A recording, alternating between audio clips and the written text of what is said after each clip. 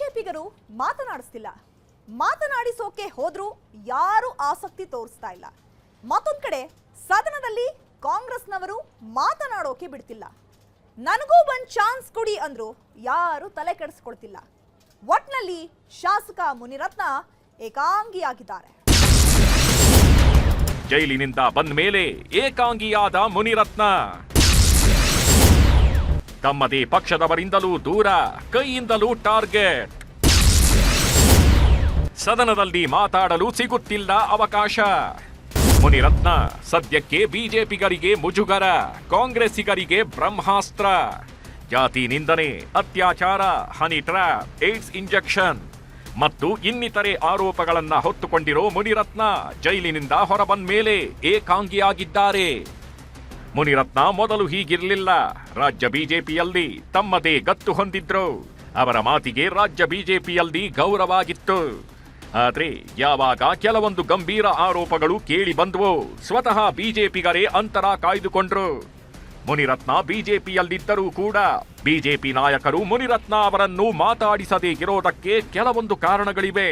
ಸ್ವಪಕ್ಷದ ನಾಯಕರಿಗೆ ಕೆಡ್ಡ ತೋಡಲು ಮುನಿರತ್ನ ಸಂಚು ರೂಪಿಸಿದ್ದು. ತಮ್ಮದೇ ಪಕ್ಷದ ನಾಯಕರಿಗೆ HIV ಇಂಜೆಕ್ಷನ್ ಹರಡಿಸಲು ಪ್ಲಾನ್ ಮತ್ತು ಒಕ್ಕಲಿಗ ಸಮುದಾಯವನ್ನು ನಿಂದಿಸಿದ್ದ ಆರೋಪಗಳು ಮುನಿರತ್ನ ಅವರನ್ನು ಬಿಜೆಪಿಗರಿಂದ ದೂರ ಮಾಡಿವೆ ಎಂದು ಹೇಳಲಾಗ್ತಿವೆ. ಈಗ ಸದ್ಯಕ್ಕೆ ಚಳಿಗಾಲದ ಅಧಿವೇಶನದಲ್ಲೂ ಮುನಿರತ್ನ ಏಕಾಂಗಿಯಾಗಿದ್ದರು. ಶಾಸಕ ಮುನಿರತ್ನ ಬಿಜೆಪಿಯಲ್ಲಿ ಏಕಾಂಗಿಯಾಗಿದ್ದಾರೆ. ಮುನಿರತ್ನ ಮೇಲಿರೋ ಕೇಸ್ಗಳನ್ನ ಪ್ರಸ್ತಾಪ ಮಾಡಿ ಕಾಂಗ್ರೆಸ್ ವಾಗ್ದಾಳಿ ನಡೆಸುತ್ತಿದೆ.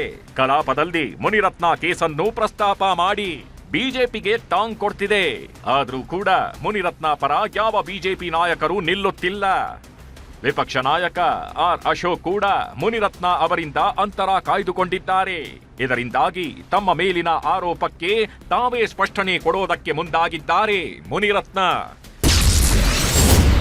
ಕಾಂಗ್ರೆಸ್ಗೆ ಮುನಿರತ್ನ ಟಾರ್ಗೆಟ್. ಬೆಂಬಲಕ್ಕೆ ಬರ್ತಿಲ್ಲ ಕೇಸರಿ ಪಾಳಯ. ಶಾಸಕ ಮುನಿರತ್ನ ಅವರನ್ನ ಕಾಂಗ್ರೆಸ್ ಟಾರ್ಗೆಟ್ ಮಾಡಿಕೊಂಡಿತ್ತು. ಮುನಿರತ್ನ ಮೇಲಿನ ಕೇಸುಗಳನ್ನು ಚರ್ಚೆ ಮಾಡಲೇಬೇಕು ಅಂತ ಪಟ್ಟು ಹಿಡಿದಿತ್ತು. ಕೆಲವು ದಿನಗಳ ಹಿಂದೆ ಮುನಿರತ್ನ ಮೇಲಿನ ಕೇಸುಗಳ ಚರ್ಚೆಗೆ ಅವಕಾಶ ನೀಡಲೇಬೇಕು ಅಂತ ಕಾಂಗ್ರೆಸ್ ಪಟ್ಟು ಹಿಡಿದು ಪ್ರತಿಭಟನೆಯನ್ನು ನಡೆಸಿತ್ತು. ಮುನಿರತ್ನ ವಿಚಾರವಾಗಿ ಕೆಲವೊಮ್ಮೆ ಕಲಾಪ ಮುಂದೂಡಿದ ಘಟನೆಯೂ ನಡೆದಿದೆ. ಆದ್ರೆ ಮುನಿರತ್ನ ವಿಚಾರವಾಗಿ ಪ್ರಸ್ತಾಪವಾದಾಗ ಕೇಸರಿ ಪಾಳಯ ಕೈಕಟ್ಟಿ ಕುಳಿತಿದೆ. ಇದರಿಂದ ಕಂಗಾಲಾಗಿರೋ ಮುನಿರತ್ನ ತಾವೇ ಎದ್ದು ನಿಂತು ಮಾತಾಡೋಕೆ ಅವಕಾಶ ಕೊಡಿ ಅಂತ ಕೇಳ್ಕೊಂಡಿದ್ರು.